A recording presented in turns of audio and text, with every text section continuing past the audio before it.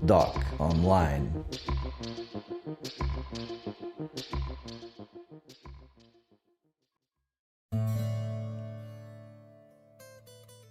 Maioria Absoluta. Argumento, roteiro e direção, Leon Hirschman.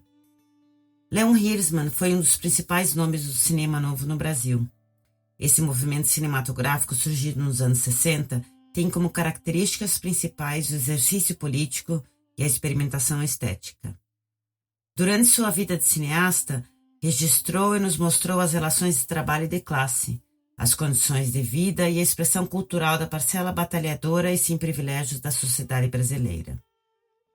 Através da sua visão crítica e artística, nos mostrou, ao longo de seus 12 curtas-metragens e 8 longa-metragens, não só os problemas da grande maioria do povo brasileiro, como também sua cultura, dando voz a um povo tantas vezes menosprezado e esquecido pelas elites detentoras do poder político e econômico no Brasil.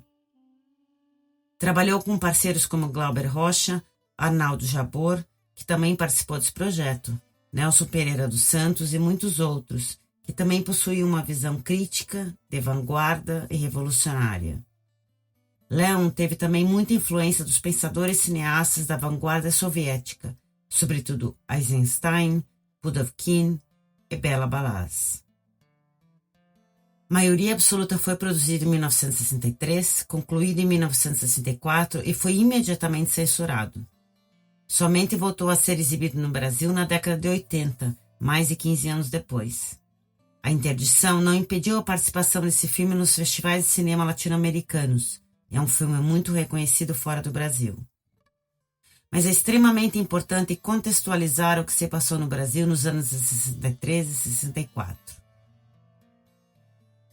Estamos em 1963. O presidente é Jânio Quadros, um presidente polêmico, a favor da classe desfavorecida e com ideias que foram taxadas de comunistas.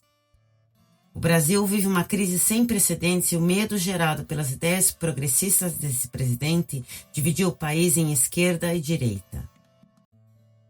Jânio anuncia seu projeto de reformas. Reforma tributária, eleitoral, bancária, urbana, educacional e a mais sensível de todas, a reforma agrária. Em 1964, as elites brasileiras, com o auxílio do governo americano, financiam o golpe militar, instaurando a ditadura, um período de extrema violência e desrespeito aos direitos humanos na história brasileira.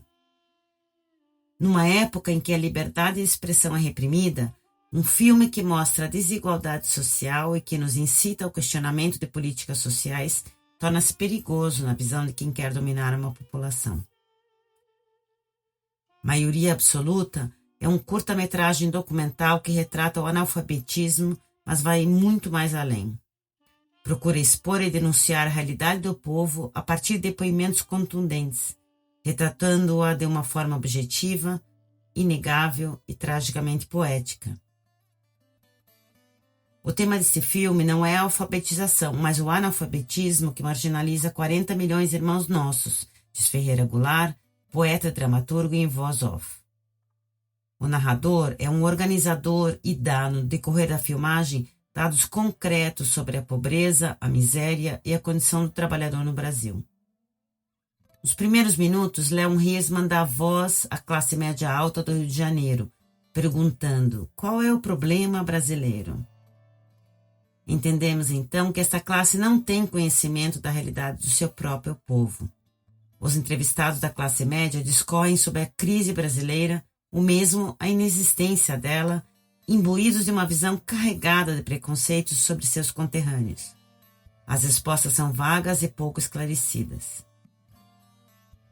Em determinado momento, ainda no início do documentário, um jovem bem vestido, letrado e de boa condição financeira diz que os analfabetos devem ser proibidos de votar, já que não podem ler jornais e não têm a capacidade de construir opiniões sobre qualquer assunto. Aqui, a discriminação grita e a ignorância se veste de senso comum. Passamos a palavra aos analfabetos, diz o narrador. Eles são a maioria absoluta. O documentário se desloca ao sertão nordestino. Hirschman dá a voz aos marginalizados e excluídos, a fim de ouvir o que eles têm a dizer, qual a sua opinião a respeito da situação na qual se encontram. Os nordestinos, pessoas nascidas na região nordeste do Brasil, sofreram e sofrem até hoje muito preconceito pelo sul e sudeste, regiões consideradas ricas. A própria palavra nordestino tem uma conotação pejorativa. São considerados pobres, iletrados, analfabetos e principalmente preguiçosos, como o documentário retrata. Porém, o que nos é mostrado é o completo desmonte desse discurso frágil proferido pela elite. O trabalhador pobre aqui fala com clareza e contundência, expondo com lucidez e revolta a sua situação.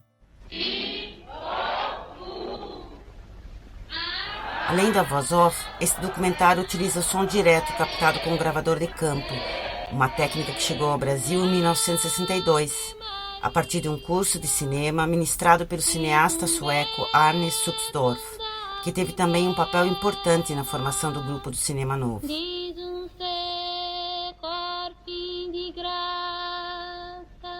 Esse documentário tem um ritmo que engaja o espectador. Consegue retratar, pela beleza cruel e poética de suas imagens, as condições de vida dos camponeses e denuncia a desigualdade social no país.